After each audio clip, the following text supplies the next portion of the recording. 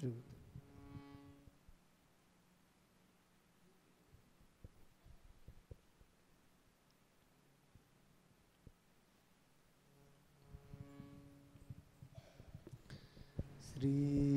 गणेशाय नमः।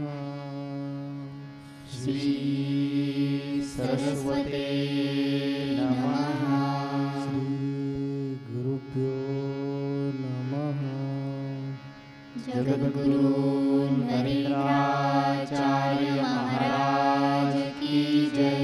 सद्गुरु काडसिद्धेश्वर महाराज की जय। संत शिरोमणी गजानन महाराज की जय। आद्य जगद्गुरु रामानंदाचार्य महाराज की जय। सियावल्लभ रामचंद्र की जय। गुरुर्ब्रह्मा गुरुर्विष्णू गुरुर्देवो महेश्वरा गुरुर्साक्षात् परब्रह्म तस्मै श्री गुरवे नमः। सार्थ श्रीमद दासबोध दशक 11वा समास 7वा चंचळ नदी निरूपण। श्रीराम चंचळ नदी गुप्त गंगा स्मरणे पावन करी जगा। प्रचित रोकडी पहागा अन्यथा नवे। केवळ अचंचळी निर्माण झाली अधोमुखे बळे सालेली। अखंड वाहे परी देखिली नाहीच कोणी। शुष्क जळासे चळाल धारा धबावे खळाल। चिपळ्या चळक्या भळाळ चपळ पाणी। फेण फुगे हे लावे सैरा वैरा उदक धावे। थेंब फुई मोजावे अणुरेणू किती। ओसाने वाहती उदंड झोतावे दरकुटे दगड। खडके बेटे आड वळसा उठे। एक बळासे निवडले ते पोहतची उगमास गेले। उगम दर्शने पवित्र झाले तीर्थ रूप। पुंडलिक वरदे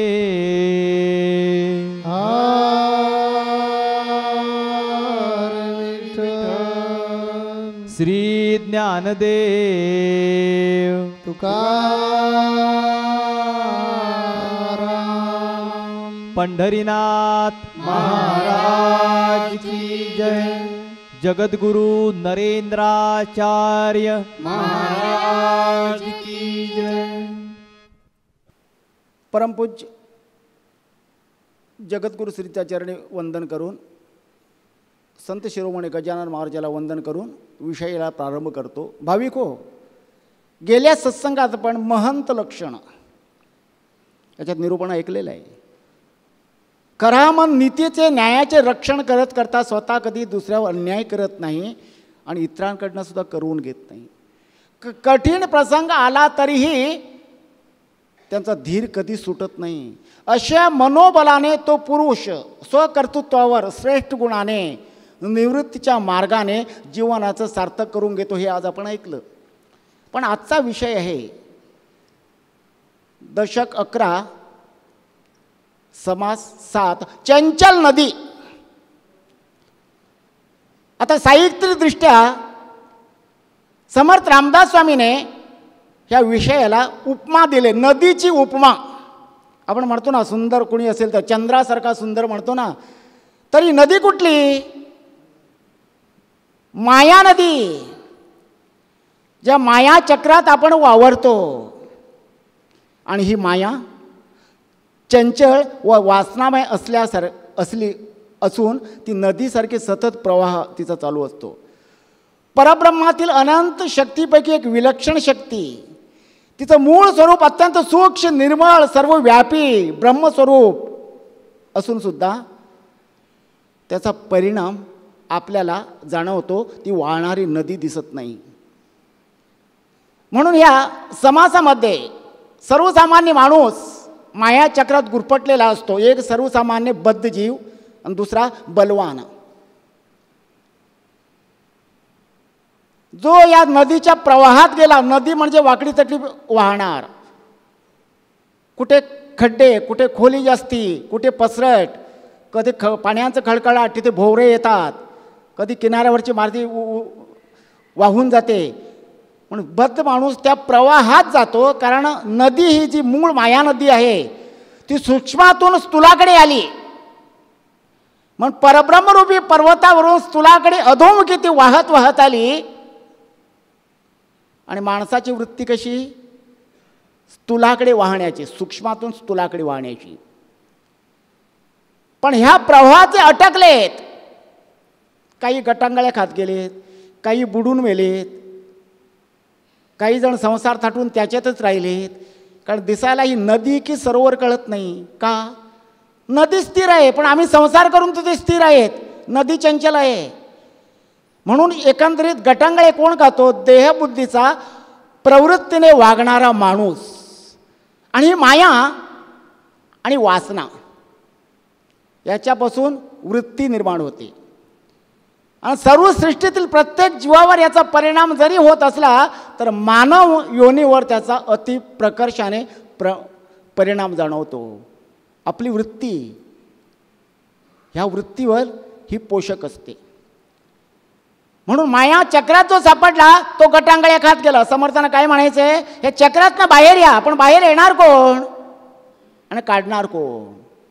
म्हणून मगाशी बोललो, दोन प्रकारची माणसं असतात. एक मायेच्या प्रवाहात वाहत गेलीत म्हणजे निणिवेतून, आणि दुसरा गट असा आहे बलवान गट. तर बलवान गट कोण? जे आत्मज्ञानी सत्पुरुष धीरोदत्त, ज्याच्याकडे स्थितप्रज्ञता ओतप्रोत भरलेली आहे. आता मी सुरुवातीला या संप्रदायात येत होतो ना, बलवान गट म्हणण्यापेक्षा महंत म्हणजे पटकन कळेल. महंत. मागच्या संत संघामध्ये आपण महंतांची लक्षणं अभ्यासलेली आहेत. आता समर्थ रामदास स्वामी पुढे या महंतांना पण सावध करतात आणि आम्हाला सगळ्यांनाच सावध करतायत.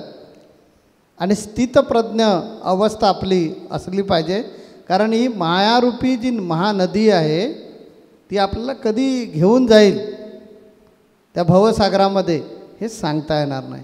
याच्यासाठी हा खास समास लिहिलेला आहे. त्यात जे आमच्या वज्रकांतदास महाराजांना बलवान हा शब्द वापरायचा आहे तो महंतांसाठीच वापरायचा आहे. तेव्हा त्यांनी तो महंत म्हणूनच शब्द वापरावा, म्हणजे आम्हा सगळ्या लोकांना पटकन कळेल. तर महंत स्थितप्रज्ञ कसे?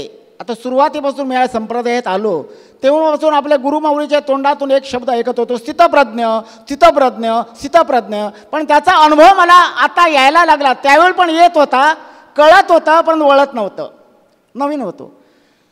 पण प्रत्यक्ष गुरुमाऊलीच्या संगतीत राहून आपली गुरुमाऊली किती स्थितप्रज्ञ आहे याचा साक्षात अनुभव मला जसा येतो तसं तुम्हाला पण येतो. लांब जायला नको, 8 वर्षा 10 वर्षा जगोती कथा नको. सध्या आपण सर्वांना पण अनुभवाचं असेल. आपल्या गुरुमाऊलीबद्दल अनेक चॅनलवरती अफवा बातम्या येतात. जो तो उठतो काही पण बोलतो. आपण कधी ऐकलं का आपल्या गुरुमाऊलीने प्रत्युत्तर दिलं, उत्तर दिलं का नाही दिलं? स्थितप्रज्ञ, त्या स्थितप्रज्ञाची व्याख्या काय? आली जरी कष्टदशा अपार, आली जरी कष्टदशा अपार, न टाकिती धैर्य तथापि धीर, केली जरी ज्योत बळेच खाली, ज्वाला तरी ते वरती उफाळे. किती वाईट बिकट स्थिती असू दे, धैर्य साहस आणि आपला सन्मार्ग ते कधी सोडत नाहीत. कुणी निंदा कुणी बंदा आपला मार्ग ते बदलत नाहीत आणि कार्यात कधी अडथळा आणून घेत नाहीत. कारण पेटती मशाल आहे. स्थितप्रज्ञता म्हणजे काय? पेटती मशाल. मग ती मशाल पेटवानशी उलटी करा, ज्वाला कुठे जातील? वरती येतील. केली जरी ज्योत बळेच खाली, ज्वाला तरी ते वरती उपाळे. आणि हे गुण आपल्या गुरुमाऊलीच्या अंगात आपण सदैव बघत असतो. तर टी व्हीवर बातम्या येतात, ज्याची जशी वृत्ती, कारण ही माया जी आहे ना वृत्तीवर, वृत्ती आणि गुण. समजा रजोगुणी माणसाला मायेने ग्रासलं तो कुच्छिक होईल, तमोगुणी माणसाला मायेने ग्रासलं तो दुष्ट होईल, सत्गुणी माणसाला मायेने ग्रासलं तो गोडी गुलाबीने वाटेल. पण जो सद्गुरूला ज्या पद्धतीने बोलतो तसा मायेचा प्रभाव त्याच्या अंतर्मनावर झालेला असतो. मग तो शिकलेला अशिक्षित अडाणी कुणी असू दे, तो बोलतो त्याचा करता आहे काय, ही माया. पण हे मायेच्या प्रवाहाच्या विरुद्ध पोहणं म्हणजे काय, मनाची गती उलट बदलणं. मनाची गती उलट बदलून त्या स्वरूपाकडे जाणं. स्वरूपाकडे जाण्यासाठी कशाची गरज असते, स्थितप्रज्ञतेची. तर कोण म्हणतं, हे स्वामी भोंदू आहेत. स्वामी गप, कधीच उत्तर दिलेलं नाही. आम्हाला राग येतो, आम्ही प्रतिक्रिया द्यायला बघतो, पण गुरूंचा आदेश प्रतिकार करायचा नाही. कारण हे स्थितप्रज्ञेचं मोठेपणाचं उदारंतकरणाचं लक्षण असतं. कोण म्हणतो, माहिती नसलेलाच माणूस म्हणतो. कधी बोलण्यावरनं माणसाचा अंदाज काढायचा असतो. तो शिकलेला असला तरी अडाणी किती आहे हे बघावं, पण प्रत्युत्तरं द्यायची नसते. कोण म्हणतो, स्वामीजी तलाठी होते. तुम्हाला ऐकल्याबरोबर कळलं पाहिजे, याला काहीच माहिती नाहीत. आमची गुरुमाऊली तलाठी नाही, ग्रामसेवक होते. हे त्यांना माहिती नाही ना. पण आपल्याला हे ऐकल्याबरोबर हे खोटं असा भाव मनात सदैव असावा लागतो. कोणी म्हणतो त्यांना डिसमिस करून टाकलं, सस्पेंड करून टाकलं. आणि ज्याला कळत नाही डिसमिस म्हणजे काय, सस्पेंड नको, तो पण म्हणतो. हे सर्व कानावर येतं, पण आपली गुरुमाऊली ते कसा स्वीकार करतो, हसत मुखाने असं म्हणतात का, असू दे, प्रतिक्रिया नाही. हे त्यांच्या मोठेपणाचं लक्षण. कारण काही म्हणा, ते कृतीने ते करून दाखवतात. तर तलाठी नव्हते, हे सत्य आहे. हे सत्य आहे, ते दाखवायला कशाला पाहिजे. तर ते ग्रामसेवक होते. त्याने राजीनामा दिला. हा सरकारी दस्तऐवज आहे, कन्क्लुजिव्ह प्रूफ आहे, त्याला कन्क्लुजिव्ह प्रूफ म्हणतात. 14 फेब्रुवारी 1992 राजीनामा दिला. तो सरकार दप्तर येतो, कन्क्लुजिव्ह प्रूफ. तो कोण काढणार, कोणीच काढू शकत नाही. हे सत्य असून सुद्धा ही माया करते. पितळेलं सोनं म्हणा. आणि माया चक्रात स्थितप्रज्ञ माणूस कधीच वाहत जात नाही. पण आपण पण वाहत जाऊ नये, त्यासाठी आम्हाला मार्गदर्शन करतात. माऊलीबद्दल अनेक वेळा अनेक माणूस काढली जीभ लावली टाळ्याला. आज ह्या माणसांना हे माहिती नाही, ज्यांचे दारूने व्यसनाने संसार बर्बाद झालेले आहेत. जवळजवळ 3.5 लाख लोकांचे उद्ध्वस्त संसार कसे सुरळीत केलेत, हे कशामुळे, ज्यांच्यात ते महंतपणाचे लक्षण आहेत. दुसऱ्यांना खरा मार्ग दाखवण्याचा, भवसागरात दीपस्तंभाच्या रूपाने मार्ग दाखवण्याची क्षमता ज्याच्यात आहे, अशी स्थितप्रज्ञ माणसंच ह्या मायाचक्रातून बाहेर येऊ शकतात आणि आम्हाला मार्ग दाखवू शकतात. आणि हेच लक्षण माणसाला जीवनात प्रगतीच्या पथावर नेऊ शकतं. ऐकताना 2 मिनिटाची निंदा खरी वाटते, पण जेव्हा सत्य डोळ्यासमोर येतं तेव्हा डोळे उघडतात. पण स्थितप्रज्ञ माणूस ते ज्योतीसारखा काही पण म्हणा, स्वतःचा मार्ग बदलणार नाही. मागे बघा, ज्याला हातात बॅट पण धरता येत नाही, क्रिकेट पण खेळता येत नाही, तो सचिन तेंडुलकरच्या बद्दल काही पण बोलायचा. याला काढलं पाहिजे आता, याला काढलं पाहिजे आता. पण त्याने कधी बोललेत का, हे लक्षण. आपण नुसते बातम्या ऐकायचे नाही टीव्हीवर नुसत्या बातम्या ऐकायच्या नाही. सांगणारं कोण, याला काय कळतं. आणि ज्याच्या विरुद्ध बोललो तो काहीच बोलत नाही.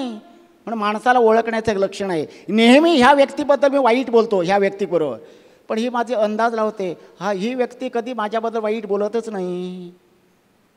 पाणी जोगतात ना.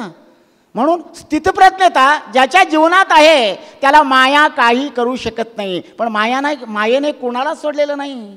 तरी माया कोण, सृष्टीचा नियंता भगवान श्रीकृष्णाच्या समक्ष त्याच्या भाच्याला धारातीर्थी पाडलं, ही माया. सत्यहरिश्चंद्राला डोंबाच्या घरी पाणी वाहायला लावलं, ही माया.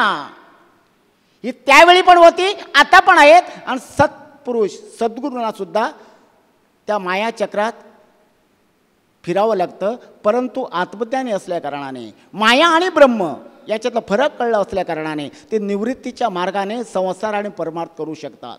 माया तेची ब्रह्म, ब्रह्म तेची माया, अंग आणि छाया येणेपरी. माया म्हणजे निराळी नाही, चित्त स्वरूप आहे. ती मूळ श्रेष्ठ नदी म्हटलेलं आहे. ह्या नदीच्या स्नानाने माणूस पावन होतो, परंतु आपल्या मनावर वासना आरूढ झालेली आहे. हे मायेने वृत्ती निर्माण होते. शेवटी अनेक भांड्यामध्ये पाणी ठेवलं, काही भांड्यातलं पाणी पाझरतं, म्हणजेच काय, माया नष्ट होते. ते स्थितप्रज्ञ लोकांसमोर. काही भांड्यामध्ये पाणी आहे, आपण संसारासाठी वापरतो. काही भांड्यामध्ये साखर आहे, त्याच्यात पाणी टाकलं गोड होणार. काही भांड्यांमध्ये मीठ आहे, त्याच्यात पाणी टाकलं खारट होणार.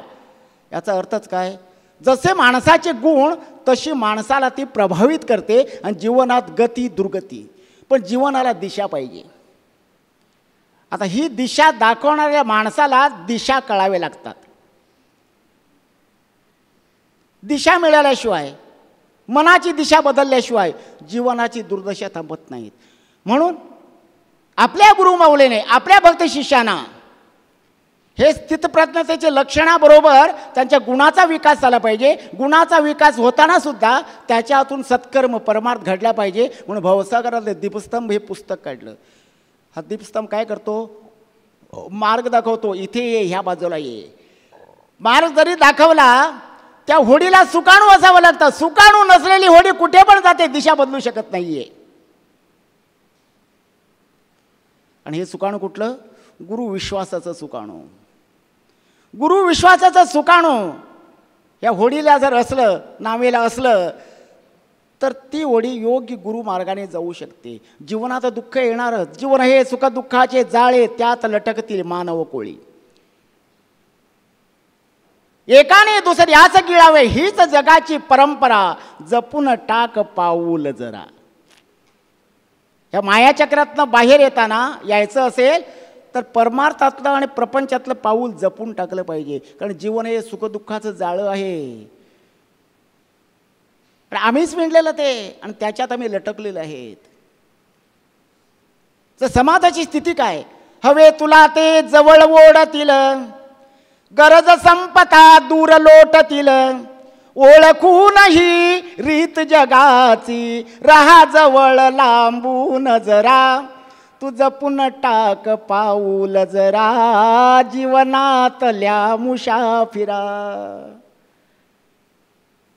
अरे तुला पुण्याचा नरदेह मिळाला, पण तुला वासनेने ग्रासलेलं आहे, मायेने ग्रासलेलं आहे. तू सत्य बघायला मानत नाही तुझं, कारण तू सूक्ष्मातून स्थूलाकडे निघाला.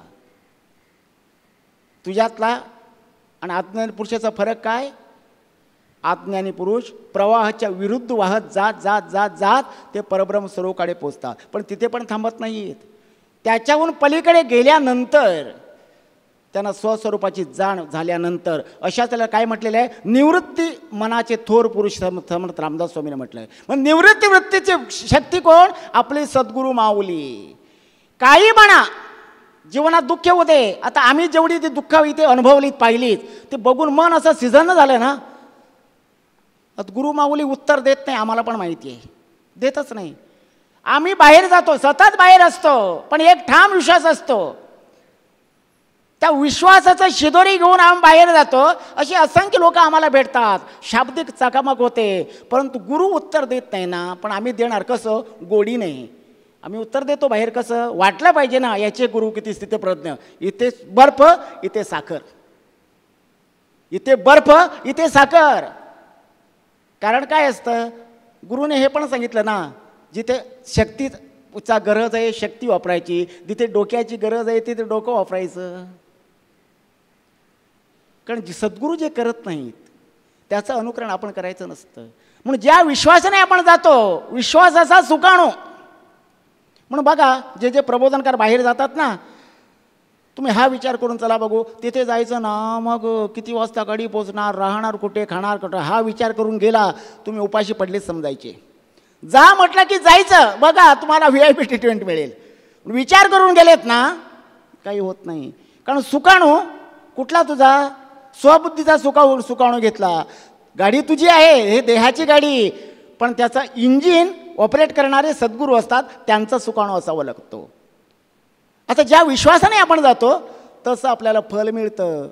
आता हे स्थितप्रज्ञ स्वरूप गुरुमाऊलीचं आपण जाणलेलं आहे आणि आपल्याला सुद्धा मार्गदर्शन करण्यासाठी अनेक माध्यमातून साधना करायला सांगितले. का वृत्तीत परिवर्तन पाहिजे ना, आणि वृत्ती परिवर्तन करण्यासाठी अनेक साधना सांगितल्या. पूर्वी काय महिन्यातनं एक वारी व्हायची, आता महिन्यातनं एक होत नाही.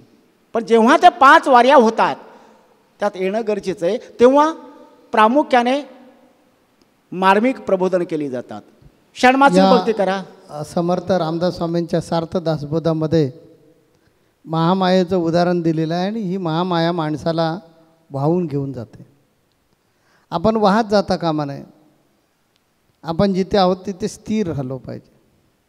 यासाठी आपल्यामध्ये स्थितप्रज्ञ अवस्था असली पाहिजे. ही स्थितप्रज्ञ अवस्था आपल्याला त्याच वेळी निर्माण होते की ज्यावेळी आपल्याला कुठल्याही गोष्टीचं निसंशय ज्ञान होईल. त्यावेळी आमच्यावर वेगवेगळ्या प्रकारचे आरोप होतात. मी कधीच खुलासा देत नाही. याचं कारण काय, तर मला निसंशय ज्ञान झालेलं आहे की मी चालतोय तो मार्ग बिनचूक आहे. मी कुठल्याही प्रकारचा चुकीचा मार्ग स्वीकारलेला नाही. मी नोकरीचा राजीनामा दिला, गैर काहीच नाही केलं आहे. मला माझ्या गुरूंनी सांगितलं म्हणून मी नोकरीचा राजीनामा दिला. मग आता आमच्यावर ते तलाठी आहेत, भ्रष्टाचार केला आहे, त्यांना काढून टाकलं आहे म्हणेनात का. जे असं ऐकून आलेले असतील ते निघून जातील. मी भ्रष्टाचार केला ते बघण्यासाठी लोक माझ्याकडे येतात की माझ्यामधलं तत्त्वज्ञान घेण्यासाठी, माझ्याकडचा आदर्श घेण्यासाठी. ते लोकांनी ठरवायचं आहे. मी माझ्या मनाला विचारतो, मी नाही ना केलेलं आहे, नाही केलं तर कधीतरी सत्य बाहेर येईल की.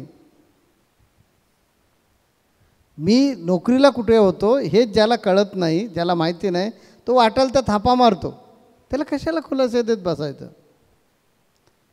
जे लोक माझ्याकडे आलेले आहेत त्यांनी मला अभ्यासावं, तपासावं. म्हणून आपल्याकडे अनुग्रह देताना सुद्धा लगेच का दिला जात नाही आम्ही सांगतो. दासबोधामध्ये सांगितलं आहे की गुरु करताना गुरुनं तपासा. म्हणून आपल्याकडे 2 मूलमंत्र दिले जातात. हे करून पहा आणि तपासून घ्या. हे तपासून घ्यामध्येच सांगितलं आहे गुरूंचा पूर्ण अभ्यास करा. ज्यांना आपण गुरु करतो ते चारित्र्य संपन्न आहेत का, ते सद्गुरू होण्यास लायक आहेत का, त्यांच्यामध्ये काही बदल झाला आहे का, की जे स्वस्वरूपापर्यंत पोचलेत का, याचा अभ्यास करा. अभ्यास करून स्वतः खात्री करा आणि मग या. मग जर भक्त शिष्य स्वतः खात्री करून आलेले आहेत तर ते खुलासे कशाला द्यायचे. मी ग्रामसेवक आहे की तलाठी आहे, मला भ्रष्टाचारात काढून टाकलं की आणखीन काय केलं आहे. भ्रष्टाचारात काढून टाकलं असेल तर जे बोलतात ते परत केस करतील माझ्यावर आणि मला आतमध्ये टाकून देतील. मी जर भ्रष्टाचार केला असेल तर माझ्यावर केस होईल, मला अटक होईल, मला परत आतमध्ये टाकलं जाईल. मी कशाला खुलासे देत बसायचं. हे छातीटोकपणे मला माहिती आहे की मी चारित्र्य संपन्न आहे किंवा नाही. म्हणून माझ्यामध्ये उतावळीपणा कधी येणार नाही. सचिन तेंडुलकरांचं त्यांनी उदाहरण मगाशी ते बोलले की हा राजीनामा काढून टाकता येत नाही. म्हणजे त्यांना सांगताना वेगळं सांगायचं आहे की मी जर राजीनामा दिला असेल, त्यांनी तारीख डिक्लेअर केली 14 फेब्रुवारी 1992ला नोकरीचा राजीनामा दिला म्हणून माझं सांगितलेली बरोबर तारीख आहे. मी जर राजीनामा दिलेला आहे तर शासन दरबारी तो आहे. जर तो नसेल तर माहितीच्या अधिकारात ते काढता येतं ना, काय कठीण आहे त्याच्यामध्ये. माहितीच्या अधिकारामध्ये माहिती घेता येईल आणि बोगस असेल तर पेपरला छापता येईल. तेव्हा स्थितप्रज्ञ अवस्था तीच व्यक्ती पाळू शकते की जिला सत्याचं यथार्थ ज्ञान झालेलं आहे. सचिन तेंडुलकरला माहिती आहे की मी अष्टपैलू आहे, त्याला खुलासे देण्याची गरज नाही आहे. तसं तुमच्यामध्ये हे आपल्याकडे वेळ कमी असल्यामुळे मला विषय कट करावा लागतो. आपल्याकडे स्थितप्रज्ञ अवस्था यायची असेल तर प्रत्येक गोष्ट ही एकदम टोकाची अभ्यासून पहा. त्यातलं सत्य असत्य शोधून काढा. अंधश्रद्धाळूपणानं विश्वास ठेवू नका. अभ्यासा, चेक करा. म्हणून आपल्या संप्रदायामध्ये सांगितलं तर आला रे आला ही गळ्यात पडू नका कुणाच्याही. पहिले त्याला अभ्यासा. ज्यांच्याकडे आपण गेलो ते काय सत्य आहे, त्याची काय परिस्थिती आहे. लोक येतात इथे अनुभूती येते. अरे तुला आले का अनुभूती, घे ना अनुभूती. आधी तुला अनुभूती येते का बघ, तुला त्याची प्रचिती येते का बघ, मग विश्वास ठेव. त्यानंतर गुरु करताना गुरूंची लक्षणं दासबोधामध्ये सांगितले. त्याच्या नावात सामर्थ्य पाहिजे, त्याच्या स्पर्शात सामर्थ्य पाहिजे, त्याच्या दृष्टीत सामर्थ्य पाहिजे, त्याच्या वाणीमध्ये सामर्थ्य पाहिजे, त्याच्या वास्तव्यात सामर्थ्य पाहिजे, तो खानदानी असला पाहिजे, चारित्र्यवान असला पाहिजे. अभ्यास करा आणि अभ्यास करून तुम्ही मग ठरवा. हे जर यथार्थ ज्ञान तुम्हाला झालं तर तुम्ही पण विचलित होणार नाही. तेव्हा रामदास स्वामींना असं सांगायचं, जरी तो मोठा महंत झाला तरीसुद्धा या मायेच्या आहारी जाऊन तो वाहत जाऊ शकतो. हे महंताचं लक्षण नाही आहे. महंताचं खरं लक्षण आहे पहाडासारखा तो लोकांच्या पाठीमागे उभा राहिला पाहिजे, कितीही संकट येऊ देत. म्हणून तर मी सांगितलं माझ्या एका अभंगामध्ये, येता तरी सुखे या, जाता तरी सुखे जा, कोणावरी ना बोजा या जीवनाचा माझ्या. काही फरक पडत नाही. सुख आलं तरी माहिती आहे की हे अशाश्वत सुख आहे, आणि दुःख आलं ते सुद्धा अशाश्वत आहे. बोंगडे येत राहणार पाण्यामध्ये, कारण पाणी प्रवाही आहे. तसं जीवन हे प्रवाही असल्यामुळे जीवनामध्ये वर खाली होत राहणार. मी वेगळाच आहे आणि जीवन वेगळं आहे. याचं यथार्थ ज्ञान ज्यावेळी होतं त्यावेळी आपल्यामध्ये स्थितप्रज्ञ अवस्था येते. म्हणून समर्थ रामदास स्वामींना या दासबोधाच्या माध्यमातून हे सांगायचं आहे की तुम्हाला यथार्थ ज्ञान होणं आवश्यक आहे. नुसतं चांगले गुण तुमच्यामध्ये आले म्हणजे झालं नाही, तर हे चांगले गुण कायम स्वरूपी चिरकाल टिकायचे असतील आणि तुमचा संयम सुटायला नको असेल, तुमची शांती भग्न व्हायला नको असेल, तर त्याचं खरं कुरं ज्ञान घ्या. मग तुम्ही काय होईल, स्थितप्रज्ञ राहाल आणि खऱ्या अर्थानं ज्याला सत्पुरुष म्हणता त्या पंक्तीला जाऊन बसाल. यासाठी हा समास खास समर्थ रामदास स्वामींनी घेतलेला आहे. आपण आता परत भेटूया पुढच्या रविवारी. तोपर्यंत आपण इथे थांबूया. श्री गुरुदेव. जगद्गुरु नरेंद्राचार्य महाराज की जय. सद्गुरु काळसिद्धेश्वर महाराज की जय. संत शिरोमणी गजानन महाराज की जय. आद्य जगद्गुरु रामानंदाचार्य महाराज की जय. सियावल्लभ रामचंद्र की जय.